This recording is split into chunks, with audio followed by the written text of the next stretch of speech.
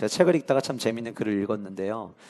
저도 책에서 읽은 글이기 때문에 이게 진짜 사실로 있었던 일인지 사실 여부는 확인될 수 없으나 책에 나와 있었던 글이었기 때문에 제가 여러분들에게 소개를 좀 드리고 싶습니다. 어느 부자가 어머니에게 선물을 하고 싶었다고 합니다.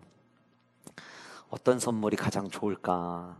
어떤 선물을 어머니에게 드리면 어머니가 행복해 하시고 또 재밌어 하시고 좋아하실까 생각한 끝에 선물을 고민고민하고 찾고 있는데 인터넷에서 4,000개의 단어를 말할 줄 아는 앵무새가 있다는 글을 보게 된 거예요. 근데 그냥 4,000개 단어 정도 말하는 것으로 끝나는 게 아니라 이 앵무새는 오페라 세 곡의 오페라 아리아를 부를 수도 있다라고 하는 소개문이 적혀져 있어서 이 아들이 어머니에게 이 앵무새를 선물로 드리면 어머니가 대화도 하고 재미도 있고 신기해하기도 하시고 좋아하시겠다라는 생각을 가지고 어머니에게 이제 이 새를 구입을 해가지고 선물로 보내는데 책에 이 새가 5만 달러였다고 하더라고요. 그러니까 한 7천만 원 정도 되는 새 한 마리를 보낸 거예요. 일부는 그래도 놀래시네요. 예. 이분은 일부 때는 7억이 아니어서 놀라지 않으시던데. 근데 이제 배달된 다음 날 이제 부자가 뭐 이것저것 바쁘다 보니까 어머니에게 잘 받으셨냐는 연락을 조금 늦게 드린 것 같아요. 그래서 이제 어머니가 잘 받으셨을라나 받으시고 얼마나 좋아하셨을까 궁금해가지고 어머니에게 전화를 걸었습니다. 어머니 어떻게 해서 제가 보내드린 선물은 잘 받으셨어요? 그랬더니 어머니가 뭐라고 답변한 줄 아세요? 고소하니 맛있더라. 구워 먹은 거예요. 예.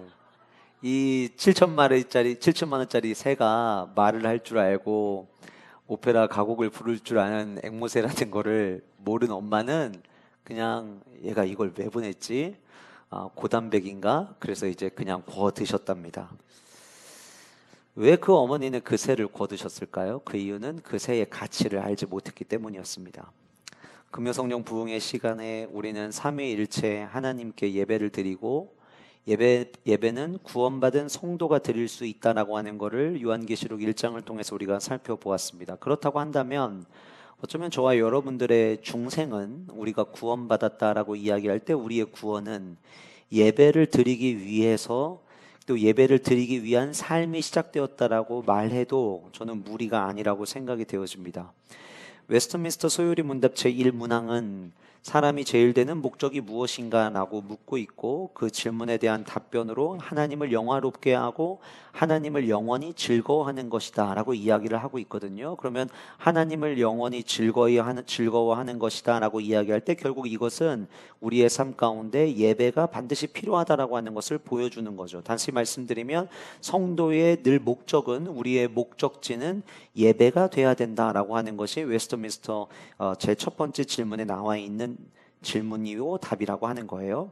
이사야 43장 21절 우리가 너무 잘 아는 말씀 구절입니다. 이 백성은 내가 나를 위하여 지었나니 나를 찬송하게 하려 함이라. 지음 받은 우리는 하나님을 찬송하는 삶을 살아내야 한다라고 하는 거예요.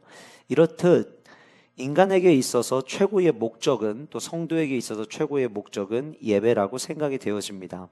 신앙생활을 하면서 어쩌면 가장 기본이 되는 것이 예배 생활일진데 예배의 소중함, 예배 드리러 가야 돼라고 하는 것은 너무나도 잘 알고 있지만 우리는 어쩌면은 예배에 대한 가치와 예배에 대한 소중함을 미처 다 알지 못한 채 그냥 예배하러 나오는 모습들도 우리의 삶 가운데 있다고 생각이 되어집니다.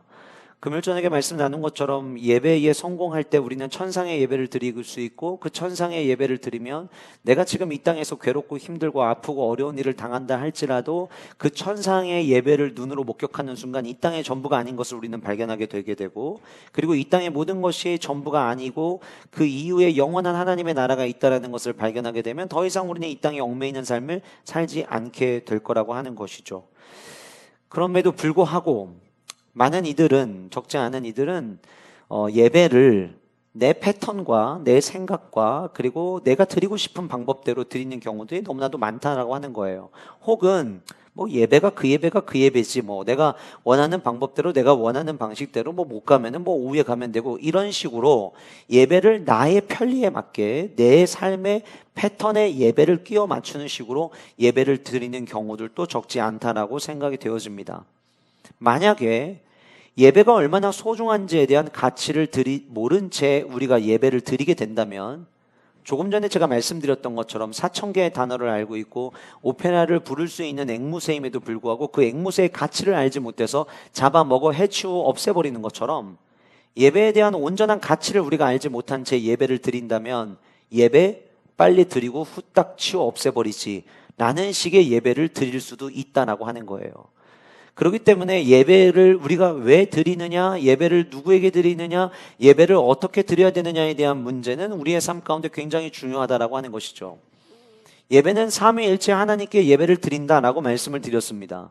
그리고 그 예배를 드리는 자는 구원받은 성도여야 한다라고 말씀을 드렸어요. 그렇다면 우리가 예배의 성공적인 예배를 드린다라고 이야기할 때 삼위일체 하나님은 완전하신 분이시고 부족한 것이 하나도 없으신 분이시기 때문에, 그리고 늘 변함이 없으신 분이시기 때문에 우리의 예배의 성공과 실패를 삼위일체 하나님에게서 답을 찾을 수는 없을 것입니다. 왜냐하면 삼위일체 하나님은 늘 완전하시기 때문이죠. 만약 우리의 예배가 성공하느냐 실패하느냐 결정이 나뉘어진다면 결국은 예배 받으시는 삼위일체 하나님에게 답이 있는 게 아니라 예배를 어떻게 드리고 있느냐에 우리에게 답이 있다고 저는 생각이 되어집니다. 그렇기 때문에 어떤 예배자가 되어야 하느냐라고 하는 것은 예배를 해야 하는 저와 여러분들에게 가장 중요한 문제라고 저는 생각이 되어집니다. 저는 오늘 이 부분에 대해서 여러분들과 말씀을 나눠보려고 합니다. 출애굽기의 진정한 스토리는 어쩌면 출애굽기 1장 8절에서부터 저는 시작된다고 생각이 되어집니다. 지난 시간 우리는 주님께서 마치 인큐베이터처럼 만들어 놓으셨던 애굽의 그 고센 땅에서부터 하나님이 그 고센 땅에서 어떻게 예배자들을 훈련시키시고 준비시키셨는가를 우리는 지난 시간에 말씀을 통해 함께 살펴보았습니다. 너무나도 인구가 많아지니까 요셉을 알지 못하는 새 왕이 일어나서 애굽을 다스릴 때에 이들이 만일 너무 거대한 민족이 되어서 나중에 우리가 전쟁에 임했을 때 우리 편을 들지 않고 다른 편이 되어서 다른 대적과 힘을 합쳐서 우리를 공격할 수도 있지 않을까. 그래서 어떻게 하면 이들이 계속해서 생육하고 번성하는 이 축복을 받고 있는 것을 어떻게 하면 끊어내게 할 수 있을까에 대한 고민을 합니다. 보면 10절 말씀에 자 우리가 그들에게 대하여 지혜롭게 하자 이렇게 이야기를 하고 있어요. 다시 말씀드리면 아마 애굽의 왕과 그리고 주변에 있었던 고위 관직들이 나름 지혜로운 방법으로 꿰내었던 것이 국고성을 건설하는 거였던 것 같습니다. 그래서 비돔과 라암셋의 국고성을 건축하는 것으로 말미암아 이들을 날마다 힘들게 하고, 그리고 이 국고성을 건축할 때에 13절 말씀 14절 마지막에 보면 이스라엘 자손에게 일을 엄하게 시켜 14절 말씀에서도 흙 이기기와 벽돌 굽기와 농사의 여러 가지 일이라 그 시키는 일이 모두 엄하였더라 라고 이야기해서 최대한 가혹하게 이 국고성을 건축하는 것 자체가 목적이 아니라 이 건축을 하는 과정 속에서 이 사람들을 끊임없이 괴롭히면 생육하고 번성하는 일들이 지연될 것이라고, 아니면 멈출 것이라고 그들은 생각해냈어요. 나름 그들은 지혜로운 생각이라고 그들은 생각을 했겠죠. 그럼에도 불구하고 하나님의 백성들이 번성하는 데에는 아무런 문제가 되질 않았습니다. 그러자 그들이 다시 머리를 맞대고 두 번째로 세운 지혜로운 방법이 무엇이었냐면 영아를 살해하는 방법이었습니다. 어떻게 보면은 이야기만 들어도 섬뜩한 끔찍한 계획이었죠. 남자아이들이 태어나면 그 아이들을 죽이는 방법을 선택하기로 이들이 뜻을 모은 것입니다. 그런데 바로 이 중요한 절체절명의 상황 속에서 오늘 본문은 히브리의 산파들의 이야기를 오늘 본문에 넣어 놓았습니다. 지난 시간 우리가 함께 살펴봤던 이스라엘 백성들이 번성했던 땅, 그 고센, 인큐베이터 같은 곳에서 하나님이 예배자를 훈련시키셨다면, 오늘 이 말씀을 작년에 제가 말씀 준비하면서 처음 딱 읽어 내려갈 때에 이 히브리 산파들에 대한 이야기를 딱 제가 말씀을 읽고 묵상할 때 하나님께서 제안해 주셨던 마음은 이거였습니다. 이 히브리 산파들을 주목해 보렴. 이 히브리 산파가 바로 예배자의 모습을 다 갖추고 있단다. 이 성경에 여인들의 이름을 언급하는 일이 정말 드문에도 불구하고, 그럼에도 이 출애굽기에 위대한 역사를 써내려가는 그 1장에 히브리 산파 두 여인의 이름을 넣어 놓았던 것은 단순히 이런 사람이 있었노라고 많은 사람들에게 알려주기 위함이 아니라, 내가 너희들을 예배자로 인도해 내려고 하는데 너희들이 예배할 때마다 이 두 여인을 기억하고 이렇게 예배하길 원하시는 하나님의 마음이 이 본문 속에서 담겨져 있음이 저는 본문을 읽으면서 느껴졌던 것이었어요. 히브리 산파, 시브라라고 하는 사람, 부하라는 사람. 오늘 본문은 이 사람들에 대해서 이야기를 하면서 15절과 16절에 두 구절 연속해서 이 사람들이 히브리 사람이었다는 것을 이야기합니다. 여러분, 여기서 말하는 히브리 사람이 어떤 사람들입니까? 결국은 하나님을 예배하는 선택받은 이스라엘 백성들, 그 이스라엘 백성 선민이라는 표현이 쓰일 때까지 그들을 상징적으로 표현했던 단어가 바로 히브리 사람들이라는 표현이었습니다. 그 표현을 지금 이 산파들 앞에 붙여줌으로 말미암아 이제 이 이스라엘 백성들을 예배하는 백성으로 세우는 과정 속에서 이 두 사람처럼 너희들이 예배한다면 너희들의 예배는 하나님이 기뻐 받으시는 예배가 될 수 있어 라고 우리에게 이야기하는 것처럼 이 본문에 느껴졌다라고 하는 거예요.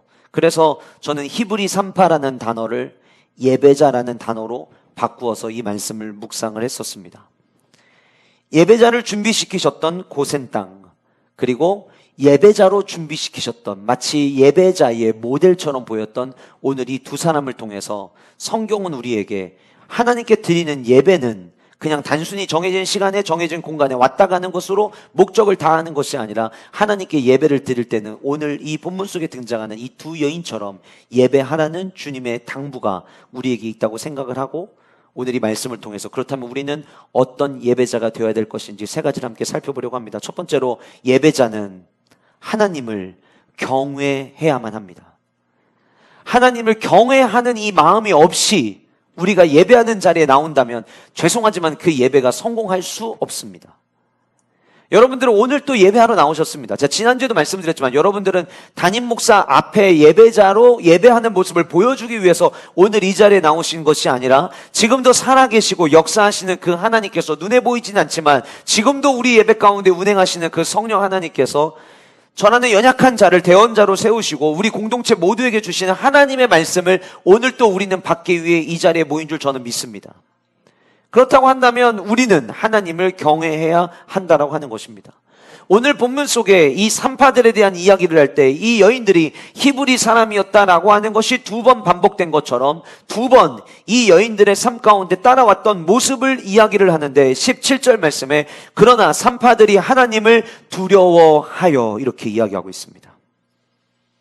나중에 21절로 내려가 보시면 21절에서도 그 산파들은 하나님을 경외하였으므로 이렇게 이야기합니다.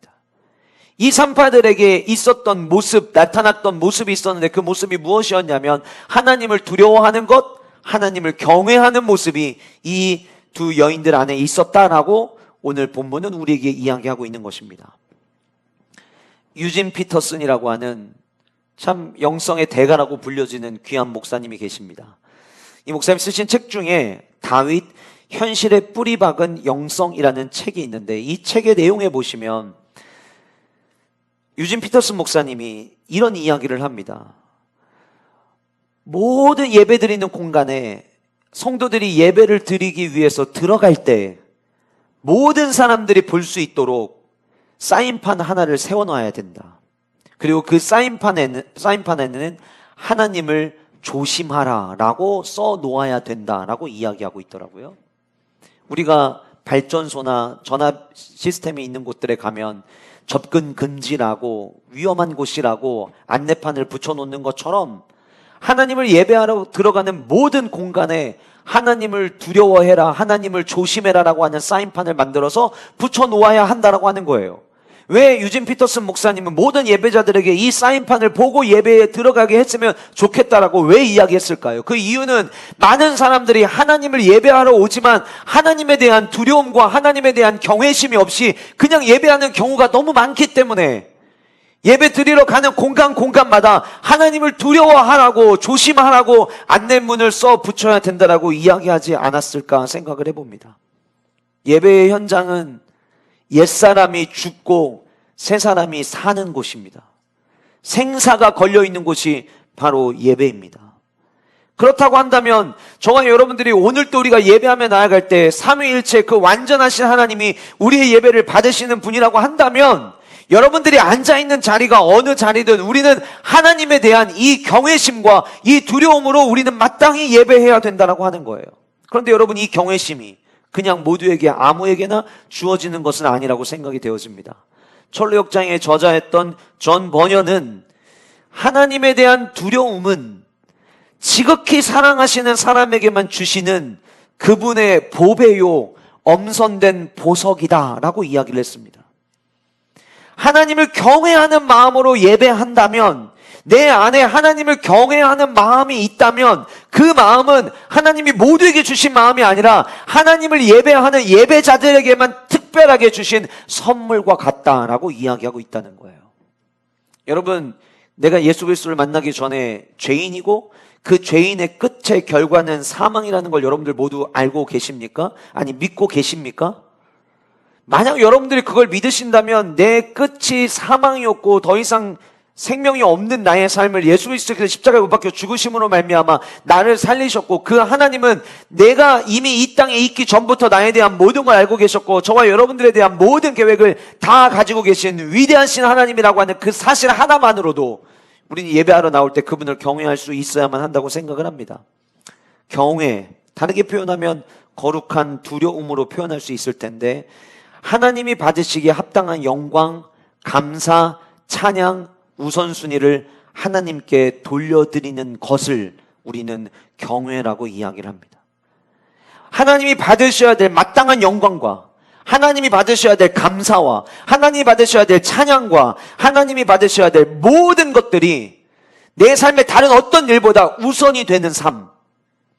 아주 쉽게 말씀드리면 예배와 다른 것이 있을 때 내 삶 가운데 하나님을 예배하는 것이 가장 소중하고 가장 고귀한 일이라고 고백할 수 있느냐에서부터 우리가 하나님을 경외하는지를 볼 수 있다고 하는 거예요. 여러분, 누군가와 약속을 하는데 그 약속은 내가 무조건 가야 되는 약속도 있지만 취소하고 싶은 약속도 있으실 겁니다. 때로는 내 마음대로 약속 시간을 번복하고 싶은 약속들도 분명히 있으실 겁니다. 그런데 적어도 내가 두려워하는 사람, 그게 뭔가 무섭다는 의미만이 아니라 이 사람에게는 그래도 잘 보여야지, 그래도 이 사람을 만났을 때 이 사람과의 대화를 통해서 나에게 뭔가 좋은 유익이 있겠지라고 생각하는 만남이라면 우리는 아프면 진통제를 먹고라도 그 만남에 나갈 겁니다. 내가 만나려고 하는 그 사람이 훨씬 더 높은 사람일수록 우리는 내가 그 사람에게 모든 걸 맞춰서 우리는 움직이게 될 겁니다. 시간이 없다고 하면 지나가는 길에 제가 그러면 만나 뵙겠습니다라고 이야기해서라도 우리는 갈 겁니다. 내가 하나님을 경외한다라고 이야기할 때에는 내가 하나님께 맞추는 것이지 하나님이 나에게 맞추시는 게 아니라는 것입니다. 저는 우리 영가족들 예배자로 세워지기 위해서 열심히 노력하시는 거 너무 잘 알고 있습니다. 그러나 제 기도 제목이 있습니다. 1부, 2부 모든 예배 시간마다 예배하러 나오는 분들 중에 물론 어떤 분들은 한두 명 그럴 수 있죠 라고 이야기할 수 있을지 모르겠지만 저에게는 그 한두 명도 열애가 돼서는 안 된다고 생각합니다. 하나님께서 오늘 여러분들을 이곳으로 발걸음을 인도하신 분이 하나님이시라고 한다면 이 자리에서 예배드리는 모든 예배자들은 예배에 성공하고 돌아가기를 저는 간절히 소원합니다. 그런데 그러려면 여러분들 안에 하나님을 향한 경외하는 마음이 먼저 있어야 한다고 하는 거예요. 히브리 여인들, 창세기에 보면 오늘 본문에 등장하는 이 하나님을 경외하다라고 하는 표현하는 히브리어 야레라고 하는 단어가 제일 먼저 언급되는 본문이 창세기 3장입니다. 아담과 하와가 선악을 알게 하는 나무 열매를 먹지 말라고 했는데 그 열매를 따먹었죠. 따먹고 나니까 하나님이 두려워져요. 그래서 하나님께 가까이 나아갈 수가 없어서 자꾸 숨게 됩니다. 여러분, 하나님을 똑같이 경외하는데 하나님의 위대하심을 모두가 인정하는데 어느 누군가는 그 위대하신 하나님께로 더 가까이 나아가기를 원하는 사람이 있는가 하면 어떤 누군가는 그 하나님이 너무 위대하고 하나님이 너무 때로는 무섭게 느껴져서 하나님께로부터 뒷걸음질 치는 분들도 있을 거예요. 언제 그 모습이 나뉘어지냐면 내가 하나님 앞에서 죄를 범하게 되면 우리는 하나님으로부터 점점 멀어집니다. 경외하는 마음은 있어요. 그런데 내 안에 있는 죄악 때문에 하나님께 가까이 나아가지를 못하는 거예요. 반면에 하나님을 너무 경외해요. 그런데 그 경외한 하나님이 너무 좋아서 하나님께 가까이 나아가는 자들은 내가 삶 가운데서 하나님의 은혜를 날마다 경험하며 살아가는 자들인 거예요. 근데 창세기 3장에 거기에서 처음으로 이 야레라고 하는 단어가 처음 사용이 됐는데, 재밌게도 창세기에 그 다음에 이 경외라는 단어가 쓰여지는 장소들이 있습니다. 처음 어디에 등장하냐면 아브라함에게 이 이야기가 나옵니다. 우리 지난 시간 살펴봤던 야곱의 자손들이 애굽 땅으로 올라왔고 고센에 머무르게 되었잖아요. 결국 그 시작을 거슬러 올라가면 창세기에 등장하는 4대 족장인 첫 번째 아브라함에서부터 시작되는 이야기거든요. 우리가 잘 아는 아브라함, 그럼 제일 먼저 떠오르는 사건이 뭐세요? 아들 이삭을 모리아산으로 데리고 와서 바치라는 주님의 명령이었어요. 하나님께서 아브라함을 테스트하십니다. 너의 아들을 데리고 나에게 예배해라. 제사를 드리라고 했죠. 그게 오늘날 이야기하면 예배예요. 그런데 그 제사의 제물이 다른 가축이 아니라, 양이 아니라, 소가 아니라 너의 아들을 제물로 드리라고 하나님께서 명령하셨던 거예요. 그런데 아브라함은 99세라고 하는 나이에 아이들을 낳을 수 없는 상황에 아들을 주신 하나님이라면 이 아들을 내가 혹 죽인다 한들 하나님이 다시 살려내실 거라고 하는 확신과 믿음이 있었어요. 그래서 모리아 산으로 그 다음날 아침에 일찍이 올라갑니다. 아들을 제단 위에 올려놓고 칼을 뽑아 들고 아들을 죽이려고 하는 순간 하늘로부터 음성이 들리죠. 멈추라고. 그리고 난 다음에 하나님께서는 그 아브라함에게 이렇게 말씀하십니다. 너가 너의 아들, 너의 독자까지도 내게 아끼지 아니하였으니 내가 이제야 네가 하나님을, 나를 경외하는 줄 아노라. 4대 족장의 첫 번째 인물이었던 아브라함에게 하나님이 인정하셨어요. 뭘 인정했냐면 이제 네가 나를 경외하는 줄 알겠다. 예배에 있어서 가장 중요한 게 경외인데 그 경외하는 모습이 있는지 없는지를 아브라함의 행동을 통해서, 삶의 모습을 통해서 테스트하기를 원하셨던 거예요. 그리고 나서 그 다음에 이 경외라는 단어가 다음에 어디에 나오냐면 창세기 31장 42절에 나옵니다. 야곱이 삼촌 라반의 집에 있다가 이제 돌아가기로 결정했을 때, 그때 주고받는 대화의 현장인데 이렇게 이야기를 합니다. 우리 아버지의 하나님, 아브라함의 하나님 곧 이삭이 경외하는 이가 나와 함께 계시지 아니하셨다면, 이렇게 얘기해요. 여러분, 이 문장에는요 두 가지의 의미를 내포하고 있습니다. 하나는 아브라함 플러스 자기의 아버지 이삭이 내게 보여줬던 모습은 하나님을 경외하는 모습입니다라는 고백이 있어요. 그리고 그 다음에 뭐라고 이야기하냐면 아브라함과 이삭이 하나님을 경외하는 것처럼 저도 하나님을 경외합니다라고 하는 신앙의 고백이 담겨져 있어요. 물론 창세기 31장 42절에 야곱이 직접적으로 이렇게 표현한 부분은 없어요. 그런데 여기에서 힌트를 찾을 수 있어요. 이삭이 경외하는 이가 나와 함께 계시지 아니하셨나이까. 지금 나와도, 그 경외하신 하나님이 나와도 함께하고 있다는 얘기는 나도 그 하나님을 경외한다는 고백이 동시에 되는 거예요. 그래서 창세기 31장 42절에서 야곱이 고백하는 자기 아버지 이삭의 모습은, 창세기에는 이삭의 이야기가 많이 안 나오거든요. 그런데 이삭의 이야기가 아들인 야곱이 봤을 때 아버지 이삭의 모습을 언급을 하는데 내 아버지 이삭은 하나님을 경외하였습니다라는 고백을 하고 있다는 거죠. 그 밑에 31장 53절에 야곱이 또 한 번 고백합니다. 아브라함의 하나님, 나홀의 하나님, 그들의 조상의 하나님은 우리 사이에 판단하옵소서 하며 야곱이 그의 아버지 이삭이 경외하는 이를 가리켜 맹세하고, 아버지 이삭이 경외하는 분이 누구예요? 하나님이에요. 그러니까 여러분, 아브라함은 아들을 바치면서 음성을 들었어요. 네가 나를 경외하는 줄 내가 이제 알겠다. 어쩌면 그 음성을 제단 위에 있었던 이삭이 함께 들었는지도 모르겠어요. 와, 우리 하나님 정말 섬세하신 하나님이시구나. 조금만 늦게 부르셨으면 그 칼날이 자기를 찔렀을 텐데 우리 하나님 정말 무서우신 하나님이시구나. 그걸 이삭은 경험을 한 거예요. 그리고 이삭이 어떻게 살았는지 성경에 자세하게 다 모든 걸 언급하진 않지만 그의 아들 야곱의 눈에 보였던 이삭의 모습은 하나님을 경외하는 자였다라고 하는 거예요. 그리고 난 다음에 다시 이 경외라는 단어가 어디에 등장하냐면 창세기 42장에 보시면 요셉이 국무총리였을 때 형제들이 구걸하기 위해서 올라왔잖아요. 그래서 이 형제들이 옛날이랑 똑같은지 아니면 조금 변했는지 확인하려고 가서 베냐민 막내 아들, 막내 동생 데리고 오라고 이야기를 합니다. 그 이야기하는 본문 속에서 이렇게 얘기합니다. 요셉이 그들에게 이르되 나는 하나님을 경외하노니, 이렇게 이야기해요. 제가 지금 여러분들에게 뭘 말씀드리려고 한 줄 아세요? 사도행전 아브라함, 이삭, 야곱, 요셉 모두 성격은 그들은 하나님을 경외하는 자들이었다고 이야기하는 거예요. 그 경외하는 신앙의 계승 속에서 번성하고 번성하여 350년이라는 시간이 흐른 동안 200만 명이 되었고, 200만 명이 될 때까지 하나님은 인큐베이터 고센이라고 하는 땅 안에서 그들을 지켜 보호하신 거예요. 그리고 난 다음에 등장하는 이 히브리 여인들의 표현 속에서, 그들의 삶의 모습 속에서 4대 족장에서 언급됐던 그 경외한다라는 표현이 바로 이 여인들에게 언급이 됐다라고 하는 거예요.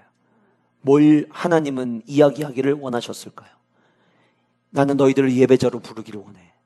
그런데 아브라함과 이삭과 야곱과 요셉이 그러했고, 보잘것없어 보이는 이 히브리 여인들 산파들이었지만 그들이 나를 경외했던 것처럼 너희들이 예배자로 살아가는 날 동안 너희들은 나를 경외해야 된단다 라는 메시지가 오늘 본문 안에 담겨져 있다라고 하는 거예요. 여러분, 경외는 거룩한 두려움입니다.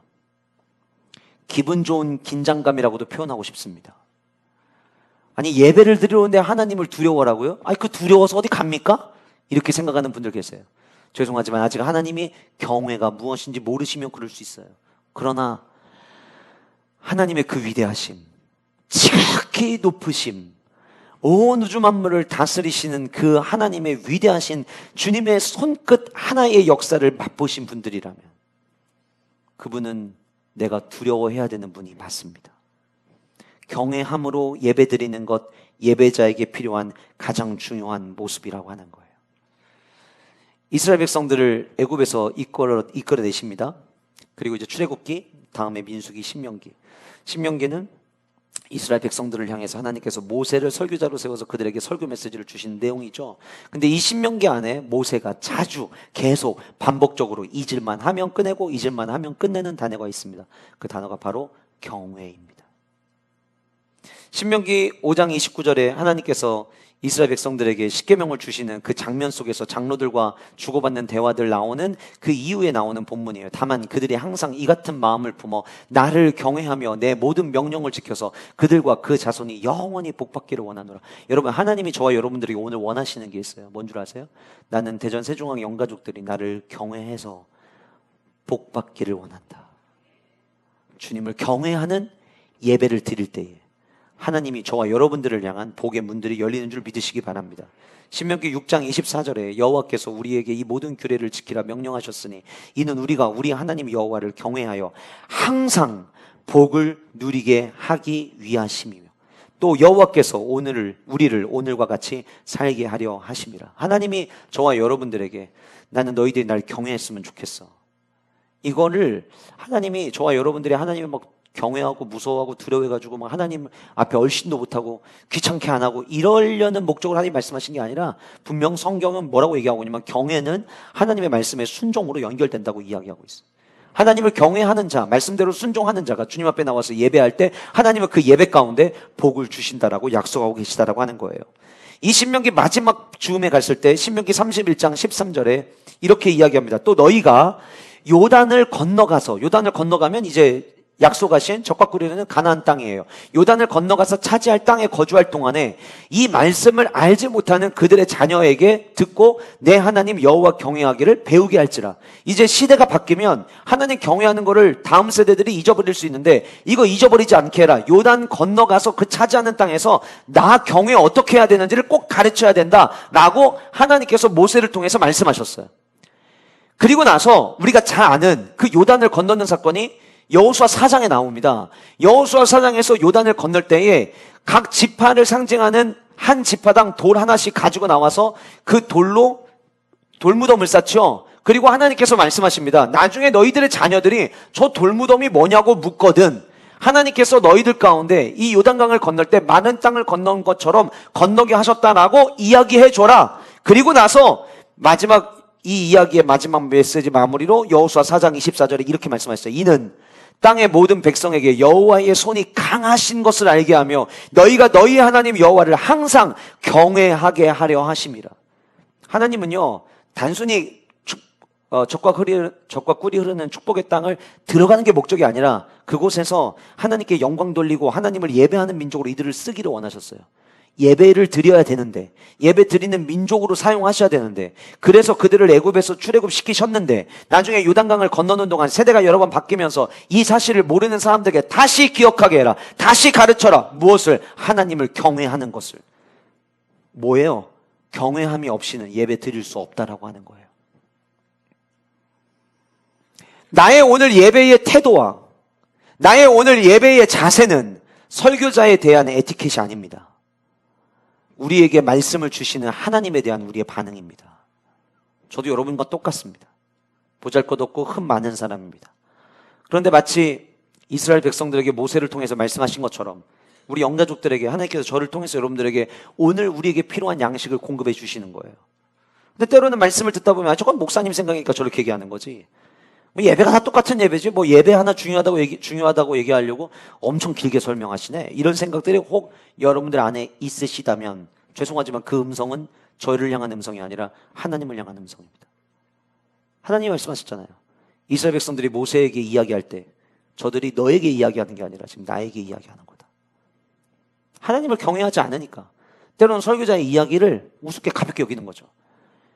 제가 강단에서 내려가서 여러분들과 교제할 때 나누는 이야기들은 여러분들이 한 귀를 듣고 한 귀를 흘리셔도 돼요. 그러나 이 강단에서 하나님께서 영가족들에게 주시는 영의 양식을 제공하실 때에는 우리 모두, 저도, 말씀을 전하는 저도, 제가 지금 소리내서 말하고 있지만 저 또한 하나님으로부터 음성을 듣고 저 또한 하나님께서 여러분들과 나누게 하는 이 말씀을 저의 양식으로 삼고 저도 살아가야 되는 오직 하나님의 말씀만 오늘 예배 가운데는 존재하고 있다는 거예요. 그래서 우리는 점검해야 됩니다. 나는 하나님을 경외하고 있는가? 나는 하나님을 가장 위대한 분으로 생각하고 있는가? 시편 34편 9절에 이런 말씀이 있습니다. 너희 성도들아 여호와를 경외하라. 그를 경외하는 자에게는, 따라하시겠습니다, 부족함이 없도다. 누구에게 부족함이 없다고요? 여호와를 경외하는 자에게. 하나님이 약속하셨어요. 나를 경외하는 자에게 내가 부족함이 없게 하겠다. 내가 복 주겠다. 저는 어릴 때부터 지금까지, 어릴 때 제가 성장하는 동안 저희 부모님이 저에게 준 최고의 유산은 예배에 성공하라는 거예요. 예배 성공자가 삶의 성공자 된다. 이 이야기를 정말 귀에 따갑게 들려주셨어요. 많은 분들이 이렇게 생각할 수 있어요. 목사님 예배 드린다고 뭐 다 됩니까? 이렇게 물어볼 수 있어요.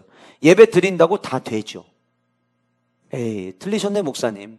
그렇지 않습니다. 이렇게 얘기하고 싶은 분들 계실 거예요. 오늘 말씀에서 나누는 것처럼 내가 이런 예배자로 예배하면 다 되죠. 하나님을 경외하는 마음으로 예배하면, 뒤에서 살펴볼 내용대로 예배하면, 그 예배에 성공하면 하나님이 우리에게 모든 것을 다 이루시죠. 그러나 내가 예배다운 예배를 드리지 않으면서 예배 드린다고 다 됩니까? 라고 말한다면 문제가 내 안에 있는데 마치 하나님에게 문제가 있는 것처럼 돌리는 것과 뭐가 다르겠습니까? 그래서 예배 드릴 때 저와 여러분들의 모든 예배자의 자세는 경외입니다. 저와 여러분들 모두가 기분 좋은 두려움을 가지고 긴장감을 가지고 하나님께 예배하는 우리 모두 영가족들 되시기를 주님의 이름으로 축복합니다. 이렇게 하나님을 경외한 예배자가 어떤 행동을 했느냐, 그것이 예배자의 모습을 보여주는데, 두 번째 예배자는 하나님이 기뻐하시는 일을 선택해야 된다고 하는 거예요. 저는 이걸 이렇게 나눠서 설명하고 싶어요. 예배의 자리에서 하나님을 경외함으로 예배했다면 예배가 끝나고 난 이후부터는 우리의 삶 속에 하나님이 기뻐하시는 일을 하며 살아야 돼요. 예배는 예배 시간으로 끝나는 게 아니라 우리의 모든 삶이 예배가 되어야 되는 줄 믿습니다. 아멘. 우리의 모든 삶이 예배가 되어야 되는 줄 믿습니다. 오늘 이제 예배 시간 끝나고 축도가 끝나면 여러분들은 이 성전 문을 열고 밖으로 나가시게 될 거예요. 그 나가시는 순간부터 이제 우리는 뭐 해야 되냐면 하나님이 기뻐하시는 일을 해야 된다라고 하는 거예요. 오늘 말씀 17절에 그러나 산파들이 하나님을 두려워하여 하나님을 경외했어요. 그 경외한 것 때문에 어떤 행동을 했냐면 애굽 왕의 명령을 어기고 남자 아기들을 살렸다, 이렇게 이야기합니다. 뭐 학자들 가운데 이 산파들이 히브리 사람이었냐 애굽 사람들이었냐 이렇게 논쟁을 해요. 히브리 여인들을 돕는 산파 이러면은 애굽 사람이 되는 거고, 히브리인 산파 그러면 말 그대로 히브리 사람이 되는데, 학자들 가운데 의견이 좀 나뉘어져요. 이 사람들은 애굽 산파들인데 히브리 사람들이 아기 낳는 거를 도와주는 거냐, 그래서 바로가 불러가지고 너희들이 아기 받을 때 남자이면 죽이라고 이야기했다라고 주장하는 분들도 있고, 또 어떤 분들은 히브리 사람들이었기 때문에 그거와 상관없는 것이라 얘기를 하는데, 저는 그 논쟁은 그렇게 긴 시간이 필요하지 않다고 생각합니다. 이유는 왜 그러냐면 오늘 본문에 등장하는 시브라 그 다음에 부아라고 하는 이 이름이 히브리 이름이에요. 자, 애굽이 더 강합니까? 히브리 민족이 더 강합니까? 지금 누가 더 강한 상황이에요? 애굽이 더 강한 상황이에요. 나중에 예전에 우리가 일제 치하 속에 있을 때 만약에 일본 사람들이 우리를 치하하면서 야 우리도 한국 이름 줘 이랬을까요? 아니요. 우리까지도 일본의 이름을 갖게 했어요. 그 얘기는 우리가 강하다는 거예요. 강한 사람들이 소수민족 별거 아닌 민족의 이름을 가질 이유가 없죠. 그리고 이름을 가졌다는 거는 그의 부모들이 이름을 줘줬다는 건데, 그의 부모가 정신 나갔습니까? 자기들의 자녀들을 저 압제당하고 있는 민족의 이름으로 짓게 할 이유가 있겠습니까? 그래서 저는 본문에 등장하는 이 산파들은 그냥 히브리인 산파라고 생각이 되어져요. 근데 그들이 아무리 히브리 사람이어도 지금 통치를 받는 거는 애굽의 통치를 받고 있어요. 당시 애굽은 최강대국 중에 강대국이었습니다. 그런 강대국의 왕이 명령을 내린 거예요. 남자아이가 태어나면 너희들이 죽여라. 그런데 오늘 본문은 산파들이 하나님을 두려워하여 남자아이들을 살린지라 이렇게 이야기하고 있어요. 그런데 여러분, 본문을 읽어 내려가다 보면 17절 끝에 살린지라, 18절 끝에 살렸느냐라는 질문이 나옵니다. 저는 성경에 똑같은 단어가 두 번이 반복되면 여기 뭔가를 우리에게 전하고자 하는 메시지가 있다고 생각이 되어져요. 그래서 이 17절에 살린지라와 18절에 살렸느냐, 이 안에서 이게 뭘까를 생각을 했어요. 근데 그때 제 머릿속에 스치고 지나가는 게 있었어요. 그게 뭐였냐면 하나님은 살리시는 분이시다. 다르게 표현하면 우리 하나님은 뭘 좋아하시냐면 생명을 불어넣는 것을 좋아하시는 분이시다. 창세기의 역사, 천지창조를 하실 때 하나님이 행하신 일이 뭡니까? 모든 게 공허하고 혼돈하고 아무것도 질서가 없을 때 하나님은 질서 있는 생명체들을 허락하셨습니다. 식물, 동물, 사람 전부 다 생명을 주셨습니다. 우리 하나님은 생명을 불어넣는 것을 좋아하시는 분이시다라고 하는 거예요. 열왕기상 17장에 가면 사르밧 과부 아들의 이야기가 등장을 합니다. 보잘것없는 한 여인이에요. 과부의 가정에 일어난 일이에요. 그 본문을 통해서 우리가 볼 수 있는 것은 하나님은 보잘것없는 한 여인의 삶에도 개입하셔서 살리시는 분이라고 하는 것을 우리에게 보여주시는 거예요. 에스겔 37장, 이미 죽어서 뼈다귀밖에 남지 않은 그 메마른 뼈가 가득한 그 골짜기에 하나님께서는 에스겔에게 말씀을 대언하라고 명령하시고, 그 말씀을 대언할 때 이 뼈 저 뼈가 들어맞고 살이 오르고 그 안에 심줄이 연결되고 완전히 사람 모양으로 다 되었을 때 하나님께서는 그들에게 생기를 불어넣게 함으로 말미암아 그들을 극히 큰 군대로 살리셨습니다. 성경에 언급되는 성령 하나님의 역사도 결국은 살리시는 역사라고 하는 것을 우리는 발견할 수 있습니다. 예수님은 어떠신가요? 우리가 잘 아는 대로 예수님 역시 죽은 나사로의 집에 찾아가셔서 나사로야 나오너라 라고 이야기하심으로 말미암아 사망 권세가 붙잡고 있었던 나사로에게 생명을 불어넣으셔서 살리시는 모습을 보여주셨습니다. 제가 여러분들에게 뭘 말씀드리려고 하냐면 성부 하나님, 성자 예수님, 성령 하나님 모두가 다 살리시는 분이라는 것을 이야기하고 싶은 거예요. 저와 여러분들에게 예수 그리스도를 만나게 하셨습니다. 왜요? 저와 여러분들 살리시려고, 행복한 삶 살아내게 하시려고, 영원한 생명 주시려고 하나님은 저와 여러분들에게 예수 그리스도를 이 땅에 보내주시고 예수 그리스도를 믿게 하심으로 말미암아 생명을 저와 여러분들 것 되게 하셨다라고 하는 거예요. 오늘 본문에 등장하는 살린지라, 살렸느냐, 이 두 개의 단어를 묵상하던 중에 그렇지, 하나님은 살리는 걸 좋아하시는 분이지. 그럼 오늘 본문에 등장하는 이 산파들은 하나님이 좋아하시는 일을 한 거예요. 하나님이 기뻐하시는 일을 선택한 거예요. 지금 우리가 명령을 받았어요. 그런데 여기서 그냥 명령을 받은 대로 행동하지 않고 명령을 받았는데 질문한 거예요. 나는 하나님을 경외하는데 그 하나님은 무엇을 기뻐하실까? 우리 하나님은 무엇을 좋아하실까에 대해서 질문을 했던 거예요. 제가 책을 읽다가 이 책의 이야기가 완전히 오늘 본문에 등장하는 산파의 이야기처럼 느껴졌던 책의 한 대목이 있습니다. 존 비비어가 쓴 거룩한 두려움이라는 책인데 그 책 내용 가운데 이런 내용이 있습니다. 하나님을 두려워하는 것에 대해서 뭐라고 설명하고 있냐면, 하나님을 두려워하는 것은 그분께 순종하는 것이다. 그것은 단지 순종하고 싶다는 소원 정도만이 아니라 어떤 대가가 따르더라도 그분의 뜻을 따르기로 결정한 내면의 힘이다. 우리에게 아무런 이익이 되지 않아 보여도, 심지어 비상식적으로 보여도 즉시 순종하고 그분의 뜻을 끝까지 수행하는 것, 그것이 하나님을 두려워하는 것이다 라고 존 비비어는 소개하고 있었습니다. 어떠세요? 오늘 본문에 등장하는 산파를 꼭 이야기하는 것 같지 않으세요? 그들은 하나님을 향한 경외하는 마음을 가지고 있었습니다. 그 경외심이 존 비비어의 설명대로 그대로 드러난 거예요. 어떤 대가가 따르더라도 하나님의 뜻을 따르기로 그들은 결정한 내면의 힘이 있었던 거죠. 바로의 명령이었어요. 애굽 왕의 명령이었어요. 이거 어기면 어떻게 될지 그려져요. 그런데 어떤 대가가 따르더라도 나는 하나님의 뜻을 따르겠다. 우리 하나님의 뜻이 뭘까? 하나님은 살리는 영, 우리 하나님은 살리시는 분이니 우리 죽이지 말자라고 그들이 의견을 나눴던 거예요.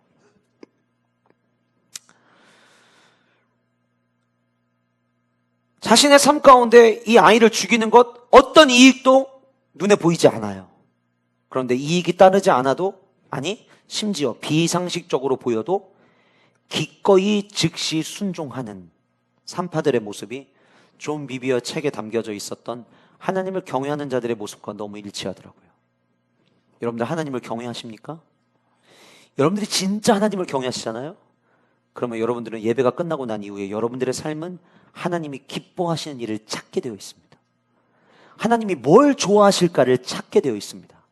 나의 일상의 현장에서 사업하시는 분들은 그 사업체 운영하시면서, 직장생활 하시는 분들은 그 직장 안에서, 공부하는 학생들은 공부하는 그 현장 안에서 그냥 내게 주어진 일을 그냥 막 해내는 게 아니라 어떻게 하면 더 하나님이 기뻐하시는 결과물을 가지고 올 수 있을까에 대해서 질문하며 행동한다라고 하는 거예요. 저는 오늘 우리 함께 예배하는 우리 모든 영가족들이 여러분들의 삶 속에서 어떻게 하면 내 삶을 통하여 하나님을 기쁘시게 할 수 있을까를 고민하며 살아가는 은혜가 있기를 주님의 이름으로 축복합니다.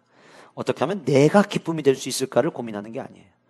어떻게 하면 내가 만족이 있을까, 어떻게 하면 내게 유익이 될까를 고민하는 게 아니라 지금도 살아 역사하시는 그 하나님께 무엇이 기쁨이 될 수 있을까를 고민하는 거죠. 그럼 여러분도 어떻게 적용하시겠어요? 여러분, 우리가 모든 우리 성도님들이 직업이 아기를 받는 간호조무사나 간호사들이라면 이 말씀을 적용해서, 하나님 제가 의사선생님을 도와서 애를 받을 때 최대한 하나이라도 살리도록 노력하겠습니다, 이렇게 적용하면 되는데, 우리는 산파가 아니에요. 그럼 우리는 이 말을 어떻게 적용해야 될까요? 지난주 우리 함께 고센에 대한 말씀을 들으면서 고센 땅은 하나님께서 그들을 거룩한 예배자로 훈련시키기 위한 장소였다라는 것을 말씀을 드렸고, 그 이야기를 하면서 아마 여러분들이 목장에서 나눔하시면서 언어의 변화에 대한 이야기들을 아마 나누셨을 거예요. 저는 그 언어의 훈련을 이번 한 주간 동안 우리가 다시 한번 반복해 나가면 좋겠다는 마음이 들었습니다. 왜냐하면 성경에서 언어를 이야기할 때 생명과 자주 연결시키고 있기 때문이에요.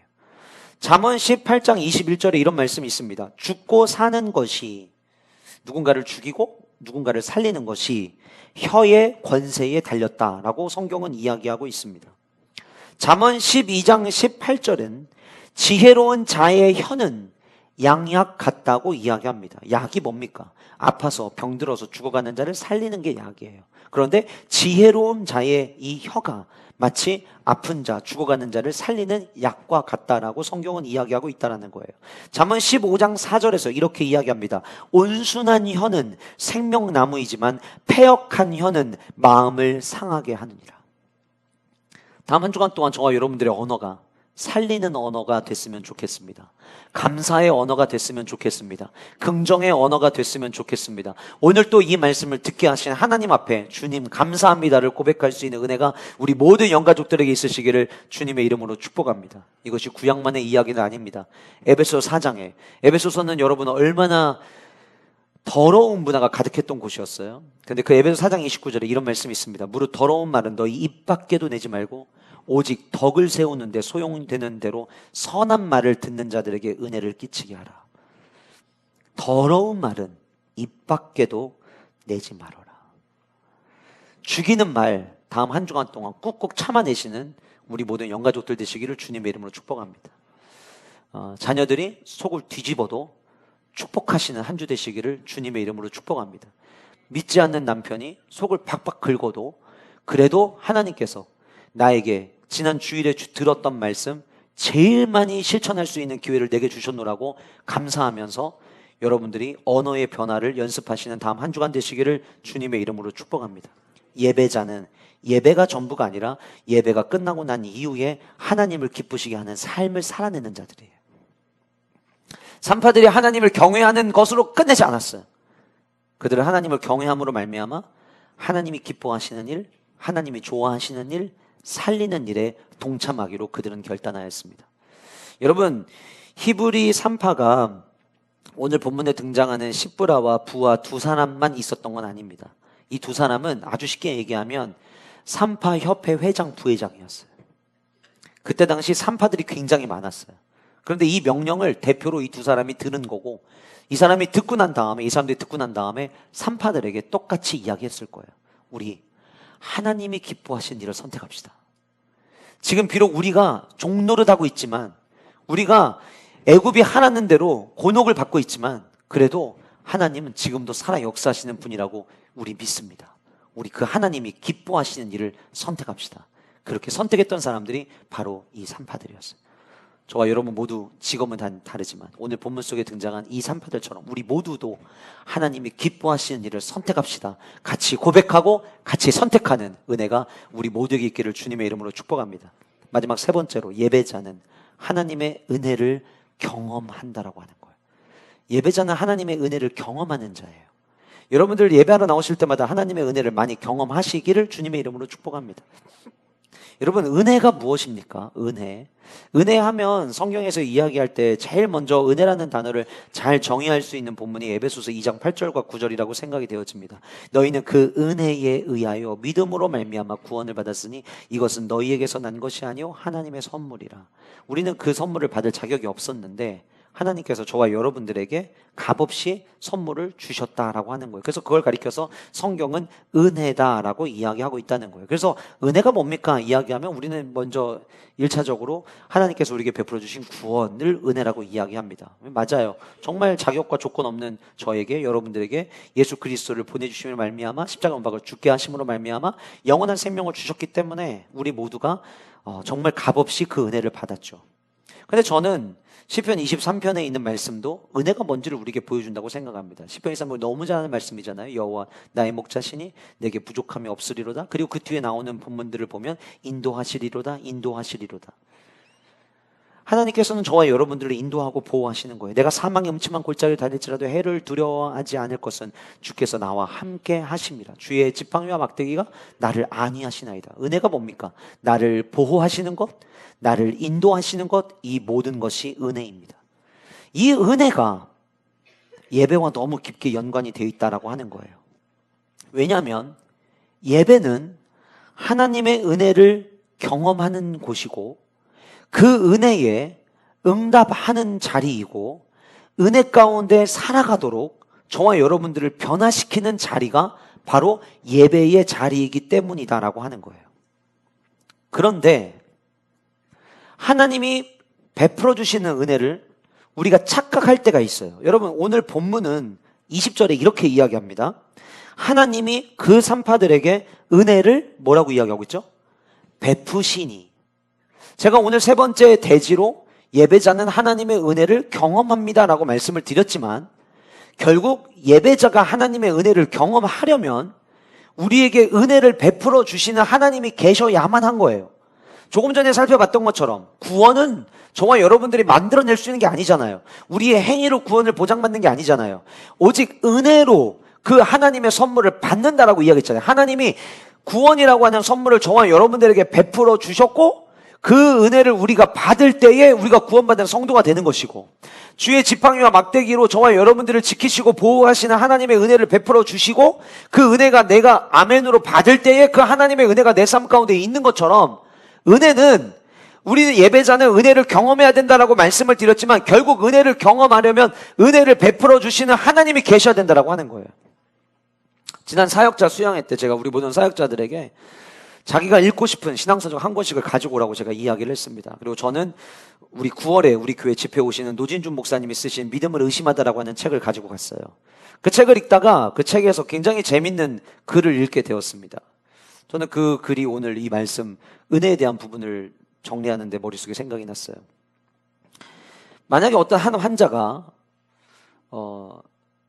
불치병으로 알려진 어떤 병에 걸렸다고 가정을 해봅시다. 병원에 갔는데 치료 방법이 없대요. 그런데 의사가 조심스럽게 얘기를 합니다. 환자분은 치료받을 수 있는 방법이 없습니다. 수술도 안 되고 항암 치료도 안 됩니다. 아무것도 안 됩니다. 막 포기하고 있는 그에게 의사 선생님이 이야기를 합니다. 그런데 지금 개발된 신약이 있는데 이 신약은 아직 검증이 된 건 아닙니다.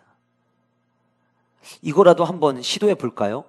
라고 이야기를 해서 그 환자가 그 신약을 투여하기로 결정을 내렸어요. 그래서 그 약을 이제 먹기도 하고 주사약으로 넣기도 했는데 이 환자가 회복이 되기 시작을 하는 거예요. 분명히 못 고칠 거라고 생각했는데 병이 고쳐지기 시작을 하는 거죠. 나은 거죠. 그래서 병이 깨끗하게 나았어요. 그런데 이 사람이, 병 나은 사람이 다른 사람들과 대화를 할 때에 어떻게 나았어? 불치병이라고 하지 않았어? 수술도 안 되고 약도 없다고 하지 않았어? 라고 누군가가 이야기할 때에 맞아요. 저 치료할 방법이 없었어요. 그런데 병원에 갔는데 의사 선생님이 신약이 나왔는데 검증되지 않은 약이라 그래도 본인이 원하면 써보라고 해서 제가 썼는데 그거 먹고 나서 제가 치유를 받았어요. 라고 이야기를 하는 게 마땅하잖아요. 이 얘기는, 이 말의 의미는 나는 살 자격이 없었는데 그 신약 때문에 내가 살았습니다라고 얘기하는 거예요. 그런데 어느 누군가는 이렇게 얘기한다는 거예요. 신약이 있었는데 그 신약이 있어도 내가 안 먹었으면 아무 소용없는 거야. 내가 먹어서 나은 거야. 신약이 중요한 게 아니라 먹은 내가 중요한 거야 라고 말한다면 어떻겠냐 라는 이야기가 그 믿음을 의심하다라는 책에 기록이 되어 있었어요. 제가 왜 오늘 이 말씀을 준비하는데 그 이야기가 생각났냐면 하나님이 은혜를 베풀어 주시는데 베풀어 주신 은혜를 베풀어 주신 하나님을 바라보고 하나님을 주목하는 게 아니라 내가 교회 가서 구원받은 거야. 내가 교회 가서 말씀 들어가지고 그 2000년 전에 예수님이 죽은 게 나 위해서 죽은 거라는 걸 내가 교회 가가지고 내가 발견한 거야. 까불지 말란 말이야. 이러는 모습이 우리 안에 있지는 않냐라고 하는 거예요. 하나님이 은혜를 베풀어 주시면은요, 그 은혜를 경험하는 자들은 겸손함으로 나가게 돼 있어요. 주님, 와, 전 진짜 자격 없는데 저를 살리시려고 예수 그리스도의 십자가의 보혈을 흘리게 하셨군요. 주님, 저는 아무것도 아닙니다. 오직 주님의 십자가가 다 하셨습니다. 그래서 그 은혜를 알고 은혜를 경험한 자답게 살아가는 게 예배자의 삶이어야 된다고 하는 거예요. 하나님은 산파들에게 은혜를 베풀어 주셨습니다.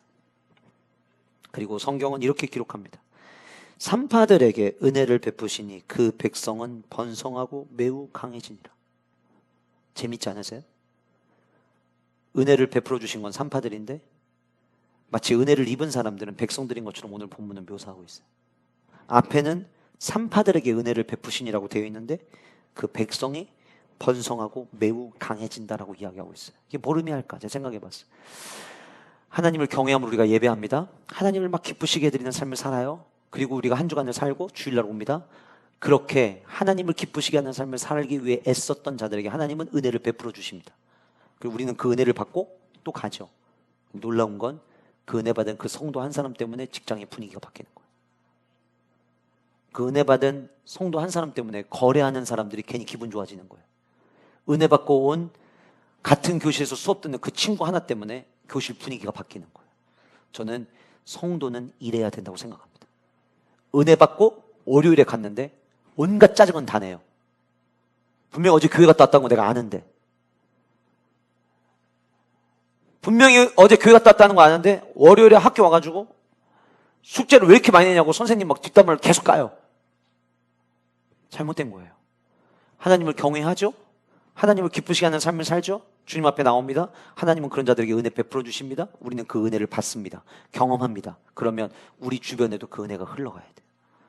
저는 우리 영가족들이 은혜를 흘려보내는 복의 근원 되시는 축복의 주인공들 되시기를 주님의 이름으로 축복합니다.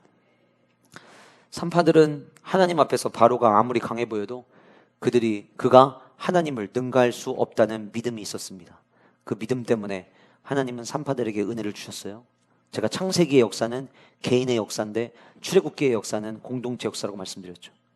오늘 본문도 개인의 역사가 공동체의 역사로 은혜가 확장되는 걸 보여주고 있어요.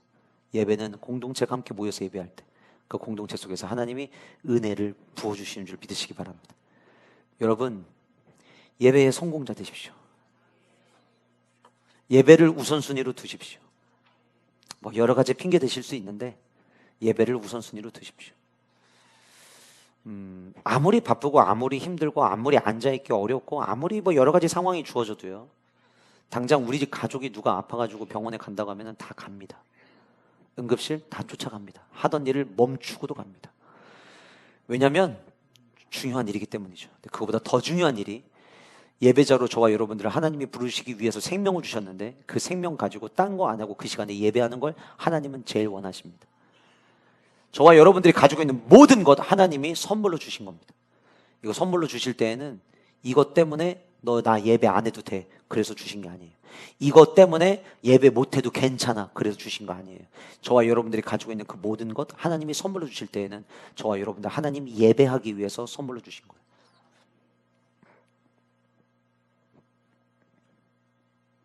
우리 성도 중에 지금 임신하고 입덧하고 있는 자매가 있습니다. 교회에 예배하러 나오는 거 힘듭니다. 그러나 이 아이 하나님이 선물로 주신 아이예요. 아이를 가져서 힘들다고 내가 예배하는 자리를 벗어나는 것보다 이 모습 그대로 하나님 앞에 예배하러 나오는 그 모습을 주님은 저는 기쁘시게 보신다고 믿습니다. 우리는 예배자가 돼야 되고 삶 속에서 은혜를 입어야 됩니다. 내가 온전히, 그 단순히 예배 참석이 목적이 아니라 온전한 예배를 드리려 할 때 하나님은 우리의 모든 한계를 뛰어넘게 하실 줄 믿습니다. 그 은혜와 축복이 우리 모든 영가족들의 삶 가운데 있으시기를 주님의 이름으로 축복합니다. 결론입니다. 왜 이렇게 예배를 드려야 되냐면, 오늘 성경은 이렇게 예배 드리는 산파들에게, 물론 오늘 본문의 산파들은 예배 드린 게 아니에요. 근데 제가 말씀드린 것처럼 지금 이 민족을 예배하는 민족으로 주님께서 불러내고 계시고, 이 과정 속에서 산파들의 이야기가 있는데 이 산파들의 모습이 마치 예배자와 너무 닮았다는 거죠. 근데 그 결과도 너무 닮아 있어요. 이런 예배자들을 하나님은 첫 번째 뭐 하시냐면 기억하신다는 거예요. 기억하신다. 여러분, 오늘 본문 속에 애굽 왕이 나오는데요, 애굽 왕의 이름이 뭡니까? 본문에 나오는 애굽 왕의 이름이 뭐죠? 여러분들 바로라고 생각할 수 있어요. 예, 대답을 안 하시는 분들은 괜히 말해갖고 틀릴 바에는 그냥 같이 침묵하자 이래서 대답을 안 하시는 거지만, 대부분 바로 아닌가 이렇게 생각할 수 있어요. 그런데 여러분, 바로는 애굽 왕의 이름이 아닙니다. 애굽 왕과 또 다른 표현이 바로입니다. 파라오. 당시에는 왕을 신처럼 여겼거든요. 파라오 신. 그러니까 애굽 왕의 이름이 바로가 아니에요. 제가 뭘 여러분들에게 말씀드리려고 하냐면, 성령의 감동에 의해서 성경이 쓰여질 때 오늘 이 본문은, 여러분, 왕의 이름이 더 중요합니까? 산파들의 이름이 더 중요합니까? 그렇죠. 우리는 믿음으로 보니까 산파 이름이 훨씬 더 중요하죠. 그러나 역사적으로 보면 산파들의 이름보다 왕의 이름이 훨씬 더 중요합니다. 그런데 그 왕의 이름은 언급되지 않았습니다. 그런데 산파들의 이름은 언급이 되었습니다. 시브라라는 이름은 히브리어로 아름답다라는 의미를 갖고 있고, 부하라는 이름은 영화롭다라는 이름을 갖고 있어요. 정말 그들은 이름대로 살았던 거예요. 이름대로 예배한 거예요. 예배자는 이렇게 아름다움으로 하나님께 영광 돌리는 영화로운 삶을 살아가는 게, 그게 예배자구나라고 하는 것이 저는 이 이름을 통해서도 느껴졌어요. 더욱이 하나님은 이 성경을 기록하실 때에 애굽 왕의 이름을 기억하지 않으셨어요. 뭘 의미할까요? 하나님이 기억하시는 사람은 두 산파였다라고 하는 거예요. 다시 말씀드리면, 하나님은 누구를 기억하시냐면, 하나님을 경외하는 삶을 살며 하나님을 기쁘시게 하는 일을 찾고 하나님의 은혜 누리며 살아가는 자들을 하나님은 기억하기를 원하신다는 것. 저는 여러분들 모두 하나님이 기억하시는 주인공들 되시기를 주님의 이름으로 축복합니다. 주님, 저 왔어요. 넌 누구니? 이런 존재가 아니라, 주님, 저 왔어요. 알지? 내가 너 알지? 내가 지난 일주일 동안 네가 어떻게 사는지 내가 다 알지. 네가 나를 기쁘게 하기 위해서 참 많이 노력하고 사는 건 내가 알지. 너 가진 거 그렇게 여유롭지도 않음에도 불구하고 말씀대로 살아보려고, 사랑 실천하려고 지난 한 주간 동안 너가 섬긴 거 내가 알지. 내가 너 그거 다 기억하고 있었어.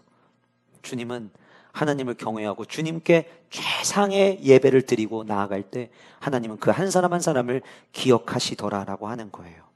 여러분, 마가복음 14장에 보면 예수님에게 향유 부른 한 여인에 대한 이야기가 나옵니다.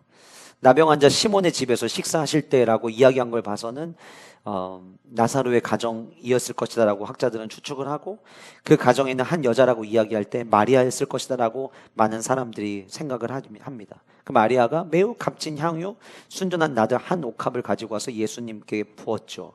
그거를 바라봤던 가룟 유다가 정신 나간 짓이라고, 물론 마가복음에는 그게 가룟 유다라고 나오질 않지만 사복음서를 연결해서 볼 때 요한복음 12장에 그 사람이 가룟 유다였다는 걸 우리는 쉽게 발견할 수 있어요.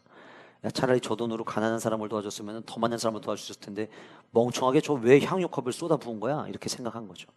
그 모든 그때 당시 그곳에 있던 사람들이, 가룟 유다가 입 밖으로 소리를 냈지만 그 모습을 지켜봤던 많은 사람도 똑같은 생각을 하고 있었던 것 같아요. 그때 예수님께서 이렇게 이야기하십니다.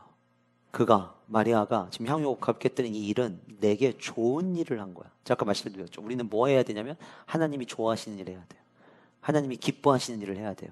근데 하나님이 뭐라고 말씀하셨냐면, 마리아는 지금 나를 위해서 내가 좋은 일을 지금 이 여인은 한 거야 라고 이야기하시더니 그 다음에 이렇게 말씀하셨습니다. 내가 진실로 너희에게 이르노니, 진실로 꼭 반드시 기억해라 이야기하는 거예요. 내가 진실로 너희에게 이르노니 온 천하가 어디서든지 복음이 전파되는 곳에는, 온 천하, 우리가 있는 이곳까지 복음이 전파됐잖아요.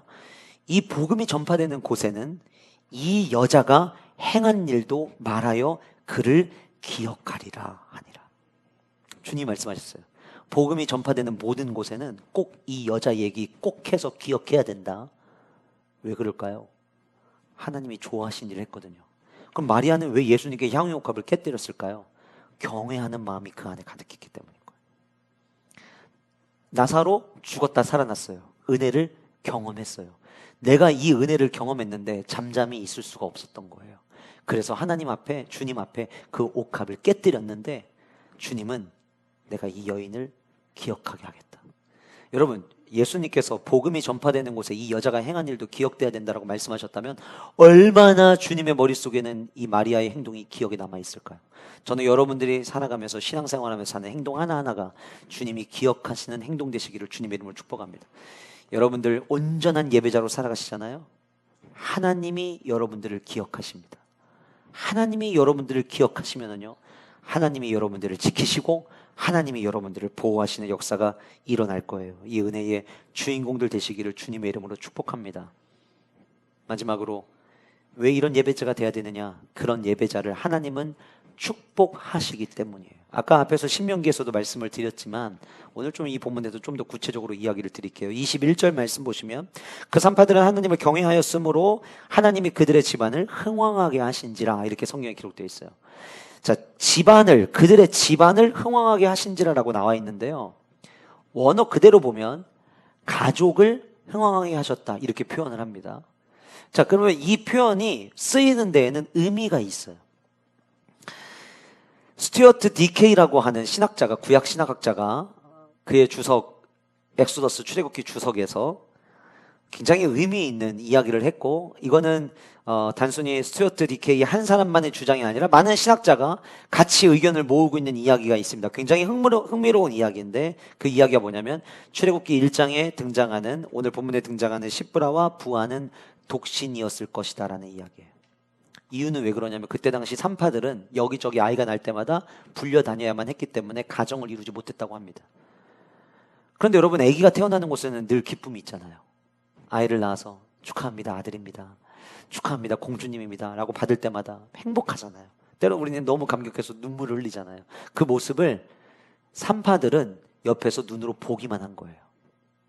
나는 아직 낳아본 적이 없어요. 그 행복해하는 가족들을 볼 때마다 나도 저렇게 가정을 이루고 행복하게 아이를 낳을 수 있으면 얼마나 좋을까, 이런 생각을 어쩌면 그 산파들은 했으리라 생각이 되어집니다.